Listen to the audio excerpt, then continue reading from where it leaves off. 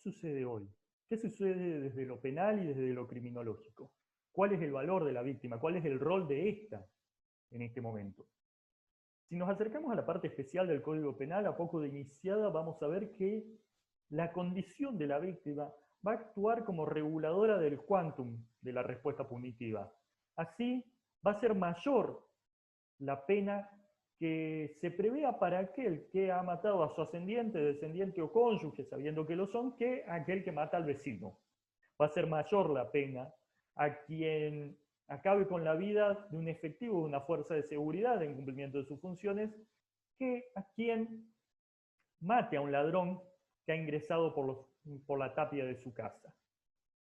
Como se observa, la respuesta del poder punitivo varía importantemente según quién y cómo se presente la víctima. Criminológicamente sucede algo similar. No es la misma la respuesta que se recibe si la víctima es un sujeto poderoso económica, social o políticamente, o si el caso, sea por las propias características de la víctima, o sea por las condiciones típicas del delito, haya tomado una especial trascendencia pública. En esos casos, la respuesta punitiva suele ser muy superior a la media. Ahora bien, cuando la víctima es un sujeto del montón, un desconocido, y la causa no ha tomado trascendencia por la razón que fuese, porque se pierde en el montón, porque no tiene ningún ribete particular, en esos casos la respuesta punitiva se reduce a un mínimo, rozando niveles de impunidad. Cuestión particular se da respecto de las mujeres, los géneros diversos, los niños, niñas y adolescentes. Estas, si bien han recibido una, iba a decir una protección, pero sería un error, si bien la situación de afectación de sus vidas y sus derechos ha sido receptada por la norma penal en los últimos tiempos, ha quedado a las claras, una vez más, que la reacción penal, la reacción punitiva, no es útil para la prevención de la especial condición victimológica que presentan estos colectivos. Ya vamos a ver más adelante con datos propiamente, pero las mujeres, los géneros diversos, los niños, niñas y adolescentes presentan una especial exposición al delito, tanto al delito urbano, que más o menos afecta a toda la sociedad, como particularmente a la violencia doméstica y a la violencia justamente de género.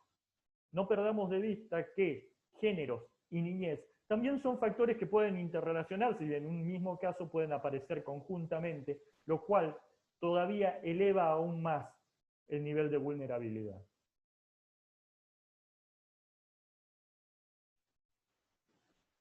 ¿Cómo ha receptado el derecho los estudios sobre la víctima y los desarrollos que se han generado al respecto? El primer y quizás el más importante instrumento internacional surgido alrededor de la cuestión específica de las víctimas, y digo quizás el de mayor importancia, puesto que es el que nos brinda un concepto de qué vamos a considerar jurídicamente como víctima, es la Declaración sobre los Principios Fundamentales de Justicia para las Víctimas de Delito y de Abuso del Poder, emanado de la Asamblea General de la Organización de las Naciones Unidas ya en 1985, hace 35 años. Según este instrumento, víctima puede ser un sujeto o un colectivo afectados tanto en forma física como en forma mental y en general en el menoscabo de sus derechos, incluyendo el aspecto financiero.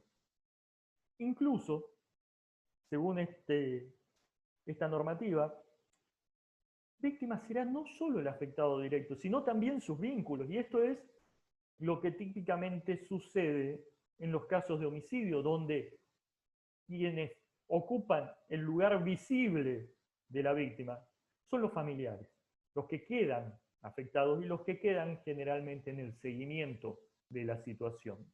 También vamos a encontrar otros instrumentos como las reglas de Brasilia sobre acceso a justicia de las personas en condición de vulnerabilidad. Este es un instrumento emanado de la Cumbre Judicial Iberoamericana, el mayor centro de contacto, de trabajo de los jueces de toda Iberoamérica.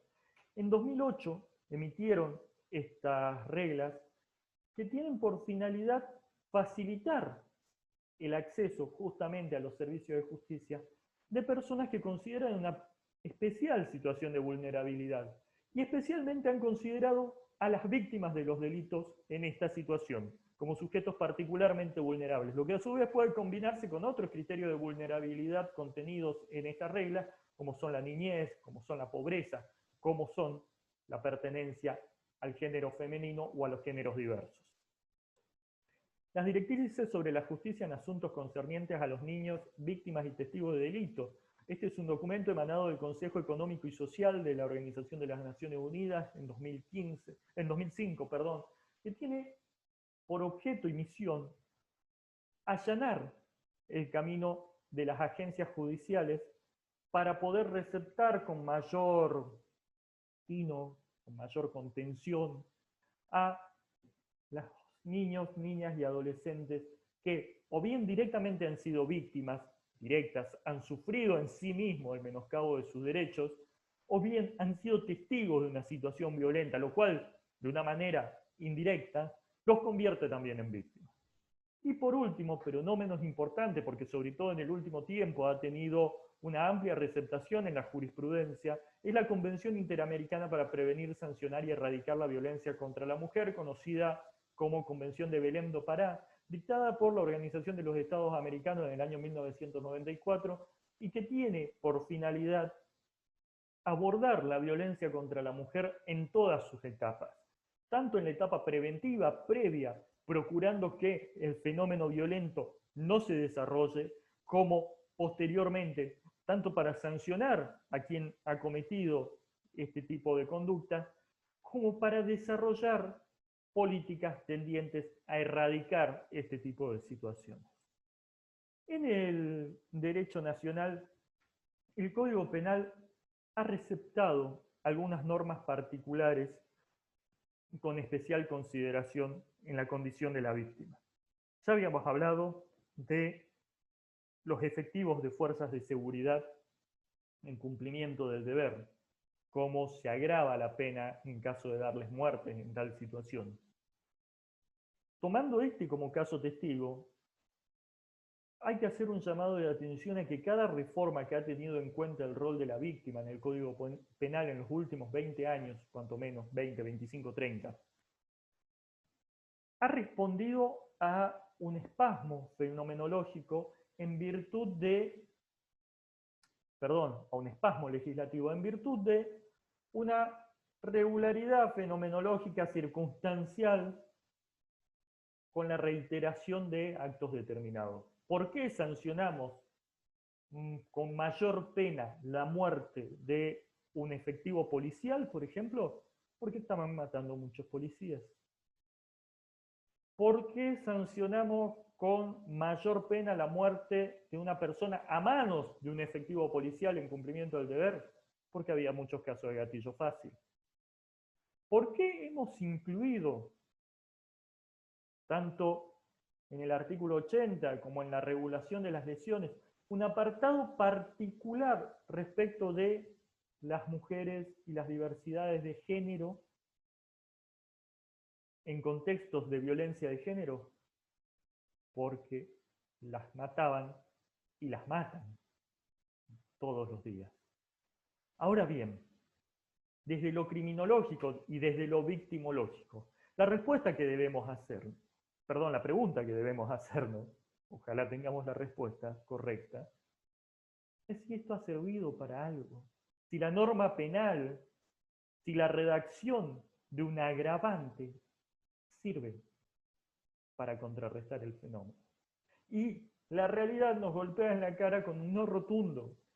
No se matan menos policías porque esté especialmente penado. No hay menos casos de gatillo fácil porque se le imponga una condena perpetua.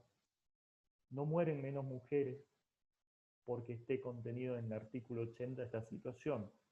Una vez más, tenemos la conclusión prácticamente inobjetable de que el Código Penal, que la norma penal, que el derecho penal, no tienen ningún carácter preventivo.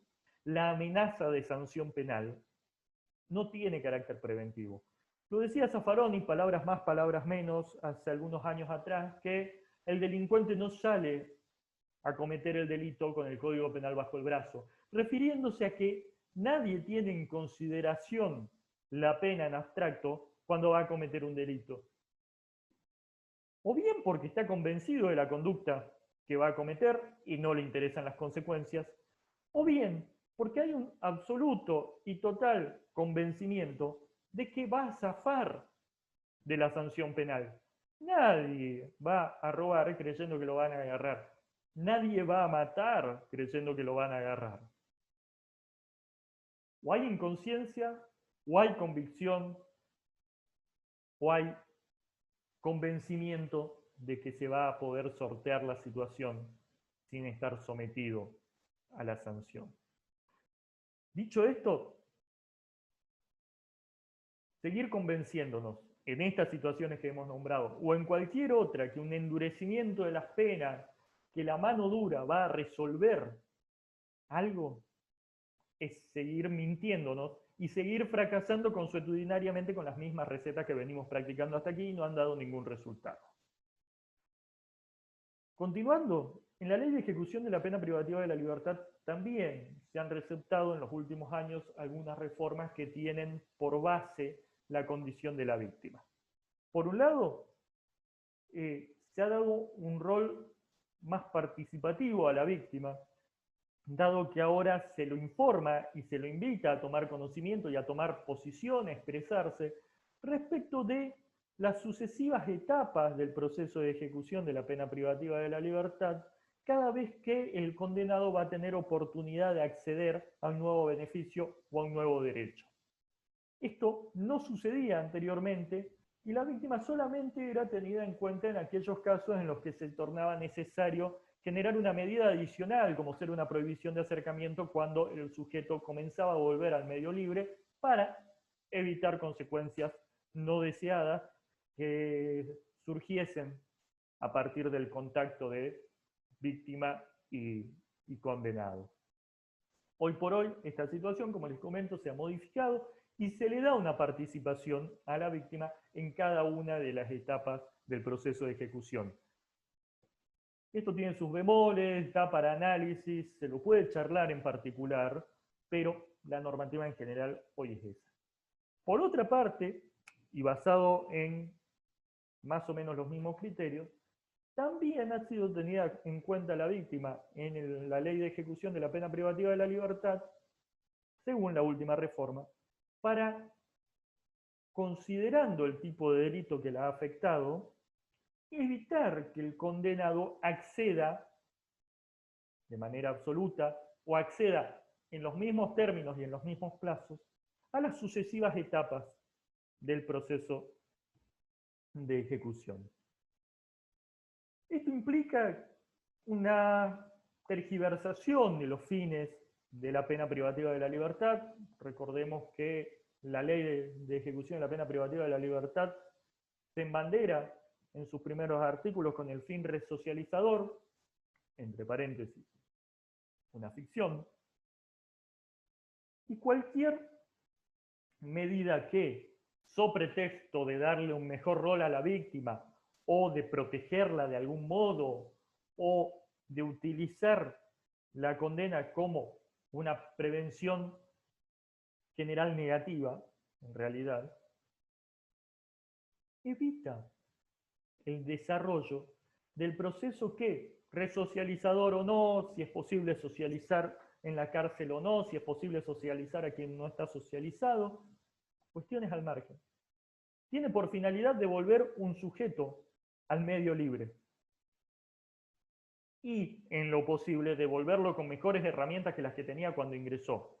Por eso, el legislador ha trazado originariamente y ha sido acogido por los tribunales, obviamente, un proceso que va superando diferentes etapas hasta llegar a la reinclusión a la vida libre de manera total.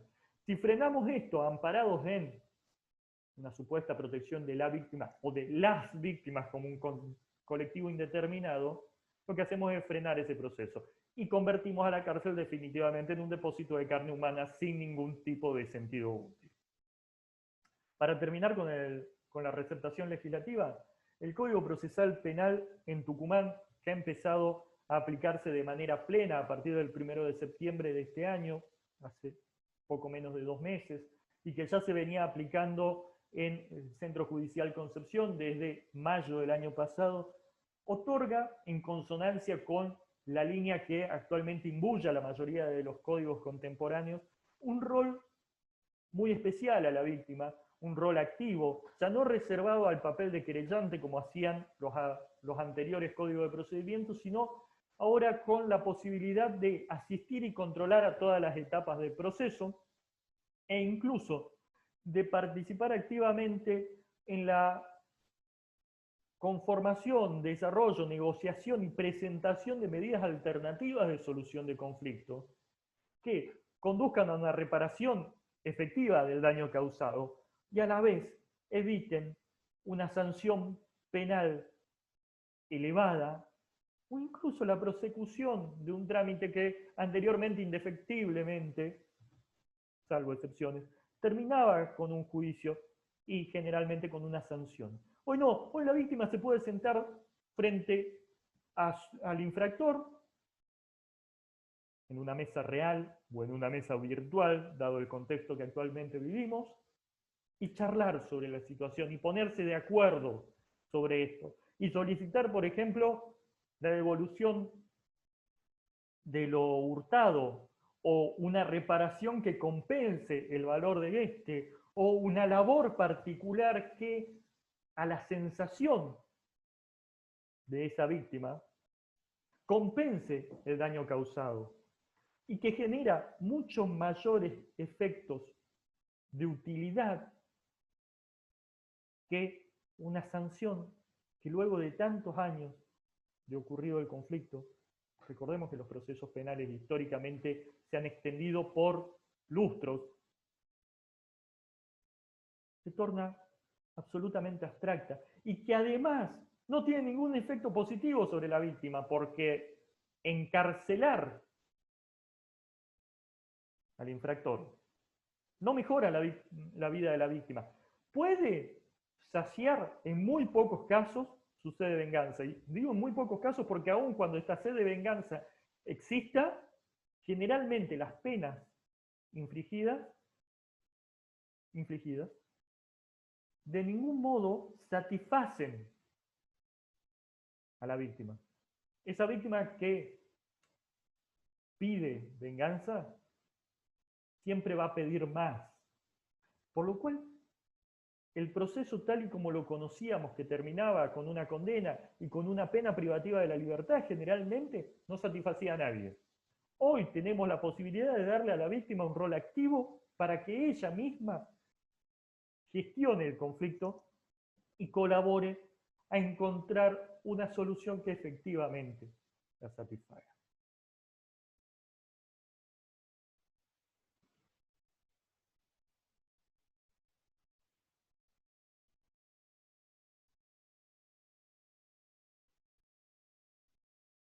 Zaffaroni habla de una criminología mediática y seguramente lo van a ver con mucha más profundidad en la bolilla 10 cuando observen medios de comunicación, cuando estudiemos eso. Sin embargo, en esta bolilla vamos a hacer un adelanto y vamos a hablar de una victimología mediática. Hay determinadas víctimas que pueden ser capturadas por los medios de comunicación. Y antes de decir cómo son y cuáles son y para qué son, nos vamos a preguntar el por qué. ¿Cuál es el interés de prestar atención a determinadas víctimas? En general, la vertiente crítica de la criminología ha logrado detectar y comprobar, a través de estudios específicos, que los grandes aparatos de poder tienden a establecer determinados roles criminológicos. De este modo establecen un nosotros con el que nos va a ser fácil identificarnos de personas trabajadoras, buenas, honestas, esforzadas, generalmente identificadas con el rol de víctima, pensando que no delinquimos, que nunca lo vamos a hacer, y que siempre van a ser otros los que vengan a atacar nuestra sacrificada vida. Del otro lado, construyen un ellos que son malos, que son feos, que son vagos, que son adictos, que son ladrones, que son homicidas, que son infractores. A esos últimos los construye a través de estereotipos. Son los que viven en los márgenes, son los que están vestidos de determinada manera, los que escuchan determinada música. Ahora, ¿cómo construimos el nosotros? El nosotros lo construyen los medios de comunicación a través de la identificación con una víctima en particular. Una víctima que se ha visto tan afectada por la infracción cometida, independientemente de la gravedad, podemos hablar de un homicidio hasta el hurto de un celular. No pasa por el delito en sí, sino por la capacidad de enojo de esta víctima.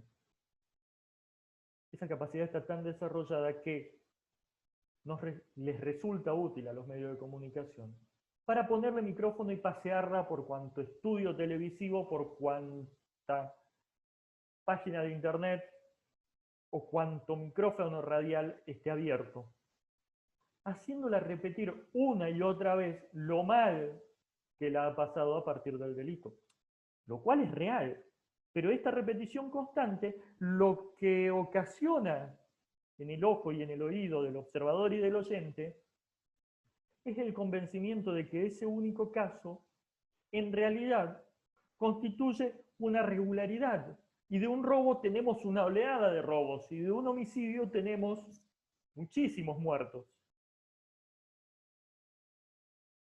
Caso típico de esto fue el estado de paranoia constante que se vivía hacia los principios de los años 2000 por los secuestros extorsivos, cuando en el interior del país han sido escasísimos los casos, y era un fenómeno que afectaba principalmente a la ciudad de Buenos Aires y al conurbano bonaerense. Sin embargo, la repetición mediática y el hecho de que en la mayor parte del país la llegada informativa se da en función de los medios concentrados en la capital, así es que prácticamente todos tuviésemos miedo a sufrir un secuestro, cuando no era una situación que nos esté pegando de cerca. Volviendo a la víctima en sí, se toma a la víctima, se la hace pasear, se la hace repetir, se la hace caer en exabruptos, se la exprime, se abusa de esta víctima. Pero cuando deja de ser interesante, ¿por qué? Ya ha pasado un buen tiempo, porque no hay mucho más para contar, porque el caso tomó alguna dirección que no era la que se venía contando originalmente, o porque hay un nuevo caso que presenta un nuevo interés en el público, se la descarta como un producto mediático más. Se la descarta del mismo modo que se da de baja una serie porque no tiene rating. Ahora bien, ¿qué pasa en esta víctima? ¿Qué le sucede a la víctima en este proceso? Todos los que en algún momento hemos sido víctimas, hemos estado afectados por un delito,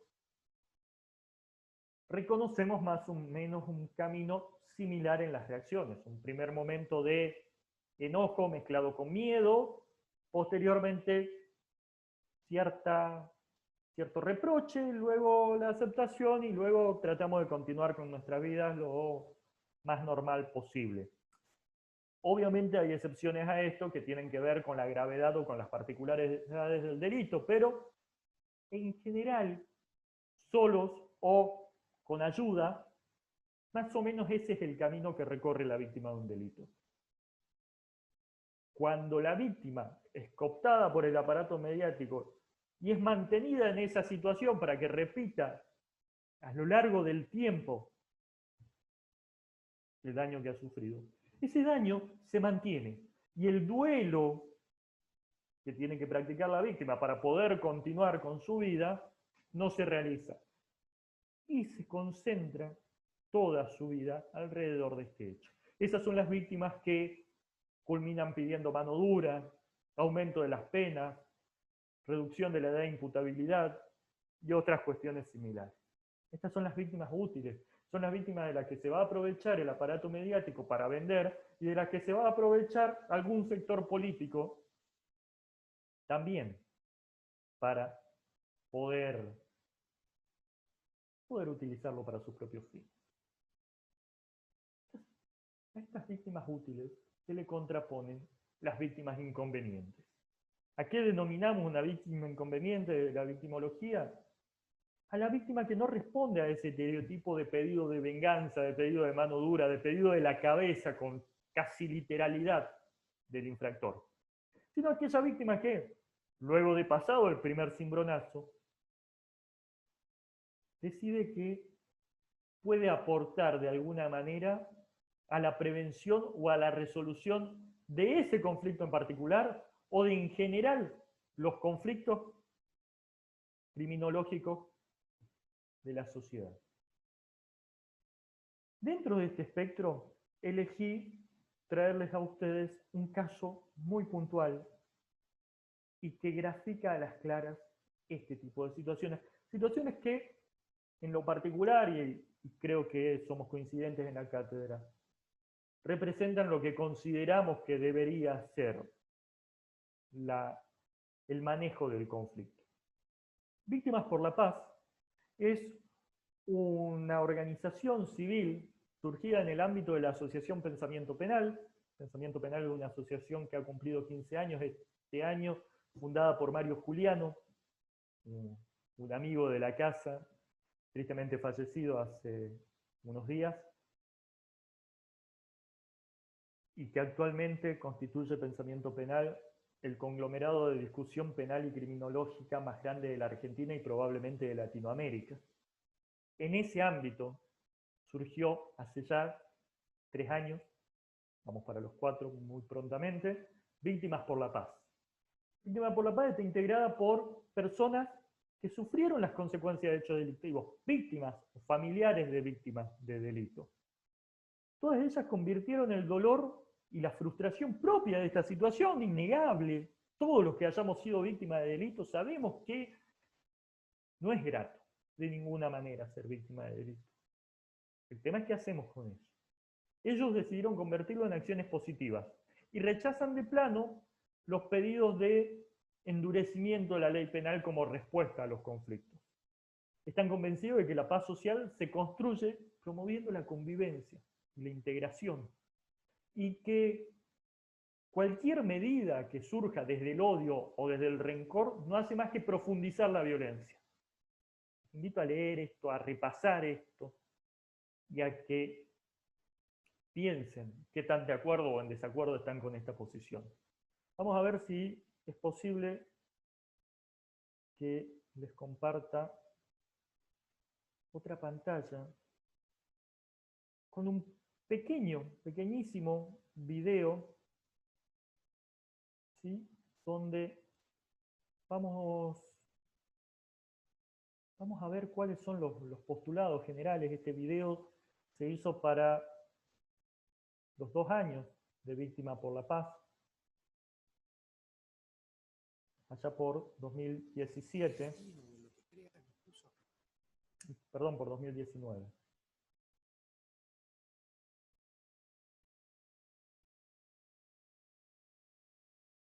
Ahí vamos.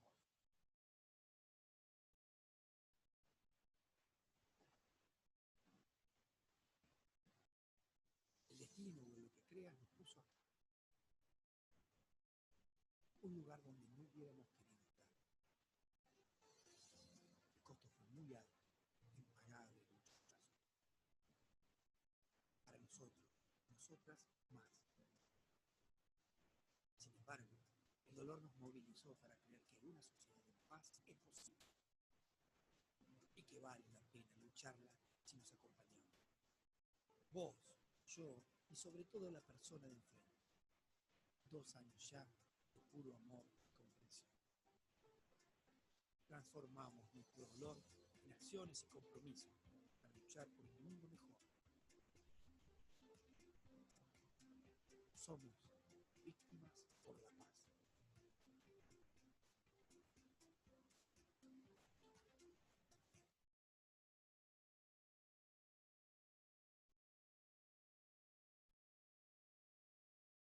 Bien. Fíjense cómo se recalca que han pasado por una situación traumática, cómo dicen en muchos casos esto no tiene precio, es impagable. Estamos hablando de aquellos casos en los que ha habido una pérdida de la vida directamente. Nada paga una vida. Sin embargo, han partido desde ahí y han logrado repensar la situación y empezar a transformar todas esas sensaciones negativas en la búsqueda de un cambio social. Los dejo con eso.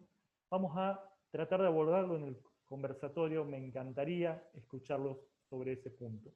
Para terminar, vamos a ver algunos datos estadísticos en materia de victimización. Es necesario, más allá del desarrollo teórico en abstracto, trabajar sobre cuestiones objetivas, sobre regularidades. En lo personal soy un apasionado de las estadísticas, porque nos permiten medir exactamente dónde estamos parados y no solamente verbalizar sobre una cuestión sin ton ni son. La última encuesta nacional de victimización, que es una encuesta que desarrolla el Instituto Nacional de Estadísticas y Censo en todo el país, data de 2017 y hace referencia a hechos acaecidos en el año anterior, en 2016, por lo cual estamos hablando de datos de 4 años ya a esta altura. Sin embargo, me parece muy útil algunas conclusiones a las que arriba. La primera de ellas, 5 de cada 40 hogares argentinos sufrió durante 2016 un delito contra el hogar, siendo los más usuales los hurtos y los robos. Cuando vean en la encuesta propiamente, si la quieren revisar, les voy a dejar el link en el aula virtual también, se van a dar con que está expresado en un porcentaje, en una X cantidad cada 100. Elegí transformar el número para que lo representemos de esta manera, de 5 cada 40 hogares, porque 40 es el número usual de unidades habitacionales en una manzana. ¿Sí? Me parece que es mucho más representativo para ustedes pensar que en 5 de cada 40 casas que tiene una manzana, en 5 casas por cada manzana promedio del país, se ha afectado a través de un delito la tranquilidad y la indemnidad de ese hogar. La mayoría de esos delitos han sido hurtos y robos. Y la enorme mayoría ha ocurrido entre las 20 de un día y las 7 del día siguiente, es decir, la nocturnidad aparece como un factor determinante en materia de delito urbano contra la propiedad. Asimismo, 1 de cada 5 personas había sufrido un delito personal, prevaleciendo nuevamente los hurtos. También concluye, y recuerdan que decíamos hace un rato que las mujeres, la diversidad de género y los niños, niñas y adolescentes son los más afectados por el delito. Esta encuesta lo confirma. Las mujeres son las más afectadas por los delitos personales. Y este tipo de delitos ocurren mayormente en la vía pública o en el transporte público. Es decir, ser mujer y caminar por la calle o viajar en transporte público coloca a la potencial víctima en un plano de mucha mayor vulnerabilidad. Casi la mitad de los delitos contra el hogar y más del 60% de los delitos contra las personas no fueron denunciados. Esto es lo que criminológicamente se denomina la cifra negra, es decir, todos aquellos hechos que efectivamente han acaecido, pero no han sido receptados por las agencias penales, ni por la policía, ni por las agencias jurisdiccionales. Esto hace que siempre estemos suponiendo que la cantidad efectiva de delitos cometidos es mayor en una X cantidad, que generalmente es difícil de precisar. Acá sabemos que la mitad de los delitos contra el hogar, según esta encuesta, y el 60% de los delitos contra las personas no han sido denunciados. Es decir, de cada 10 delitos, 5 no se denunciaron, delitos contra la propiedad. De cada 10 delitos contra la persona, 6 no se denunciaron. O dicho de otro modo, de cada 2 delitos contra la propiedad se denunció solamente 1. Además, en al menos el 30% de los casos, esto no se denunció por desconfianza en las autoridades. Y esta es una cuestión que hay que abordar y hay que trabajar a partir de este tipo de datos. ¿Por qué la gente no denuncia? Porque no cree. ¿Y por qué no cree? Lo van a ver en este gráfico. No creen porque la atención que reciben no los conforma, o porque la respuesta que reciben no los conforma. En ese sentido, se torna urgente la reestructuración, el repensar las instituciones que reciben a las víctimas y reciben sus reclamos, porque se cae de maduro, no se están dando las respuestas que las víctimas necesitan. Para culminar, el 85% de los hogares argentinos cuenta con alguna medida de seguridad, siendo la principal las rejas. Estamos todos enrejados. Y un número similar de personas consideró que la seguridad es un problema grave o muy grave. Y acá hay algo que también da para discutir. Vemos que casi 9 personas de cada 10 considera que la seguridad es un problema grave o muy grave, pero, mientras tanto, veíamos que 2 cada 10 personas han sido afectadas de manera individual por un delito y que 5 de cada 40 hogares lo fue en delitos contra la propiedad. No parece haber una correlación entre el delito efectivamente sufrido y la percepción de la inseguridad como un problema muy grave. Y ahí es donde tenemos que también discutir cuáles son los otros factores más allá de la comisión efectiva, del sufrimiento efectivo del delito, que coadyuvan a una percepción de la inseguridad tan alta. Los dejo pensando con esto, los dejo pensando con el rol de las víctimas en general en el derecho y cómo se pueden constituir en sujetos útiles para la reelaboración del entramado social. Y lo conversamos en los conversatorios del día jueves. Espero les sea útil esta clase y nos estamos viendo. Gracias.